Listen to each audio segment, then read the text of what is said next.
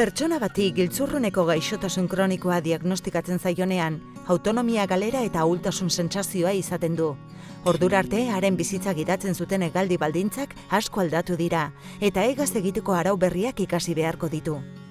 Gaixotasunaren inpaktu klinikoa murriztu eta autonomia pertsonala berreskuratzen laguntzeko asistentzia bideratua behar du, haren egoera berrira egokituz. Tradizioz, gaixotasun baten aurrean, osasun profesionalak agintea hartzen zuen, eta pazienteak onartu behar zuen hegazkina beste batzuek gidatzearen ordez, bere burua eramaten utziz. Halere, egoera kroniko batean, osasun profesionala urtean zehar ordu batzuk besterik ez da egoten hegazkinean, eta hegazkin horrek ez duia inoiz lur hartzen, nork bere bizitza gidatu behar du. Hori delata, harmonian oinarritutako harremana eraiki nahi dugu.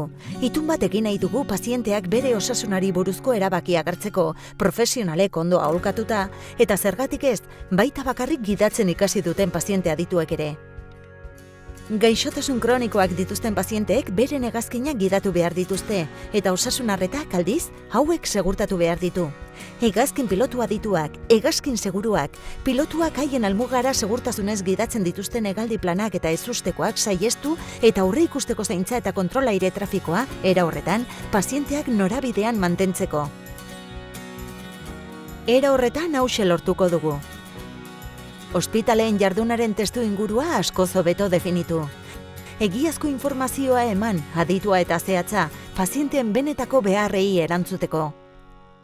Osasun sistemaren baliabideen erabilera hobea sustatzen da, pazienteak ahalduntzea eta autonomia lortzera bideratuta. Paziente autonomoak, beren bizitza proiektuarekin jarraitzen dutenak eta gizartean gogotsu mantentzen direnak. Zer ari gara egiten hori guztia lortzeko? Kontsulta berri bat jarri dugu abian giltzurruneko gaixotasun kroniko aurreratua duten pazienteak artatzeko, eta bertan dialisi tratamenduaren aurreko fasean dauden pazientei arreta pertsonalizatua ematen zaie. Giltzurruneko gaixotasunean gurutzeta zurekin bloga daukagu. Blog horretan profesionalek zein pazienteek giltzurruneko gaixotasunarekin zerikusia duten alderdiei buruz idazten dute. Giltzurruneko pazienteentzat sukalde tailerrak edo sukalde sessions jarri ditugu martxan, janari desberdinak prestatu eta estilo dietetiko osasuntsuak sustatzeko.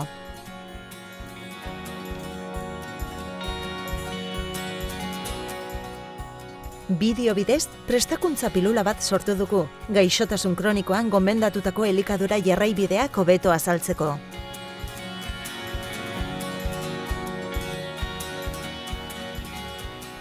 Eta Alzer Bizkaia elkartearekin batera jardunaldi bat antolatu dugu.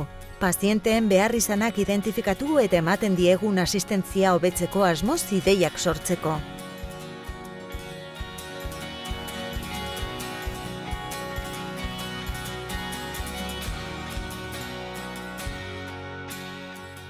Efectivamente son jornadas necesarias donde nosotros aportamos ideas a los profesionales de la medicina y los profesionales de la medicina nos aportan ideas de cara al futuro a nosotros. Yo creo que es positivo. En cuanto a que estas jornadas sean interesantes, por supuestísimo, porque tiene que haber una implicación total entre los pacientes y los profesionales. Es decir, desde médicos hasta auxiliares, hasta enfermeros, todos somos un equipo y bueno, por lo tanto, cuanto mayor hagamos este tipo de reuniones, cuanto mayor hablemos de los problemas y de las soluciones, cuando mayor estemos unidos, realmente vamos a avanzar en este lado positivo de que es la sanidad hacia los enfermos. Y nada más.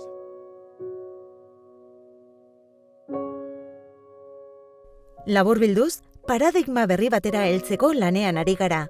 Profesionalek aholkularitza lana egiten dute, eta era horretan, pazientea bere osasunaren kudeaketaren arduraduna izateko beharrezkoak diren elementuak eskaintzen dituzte. Pazientei beren bizitzako kontrola hartzen lagundu nahi diegu, osasun profesionalen laguntza eta aholkuekin bakarrik egan egin dezaten. Gure pazienteentzat lan egiten dugu, gure pazienteekin lan egiten dugu.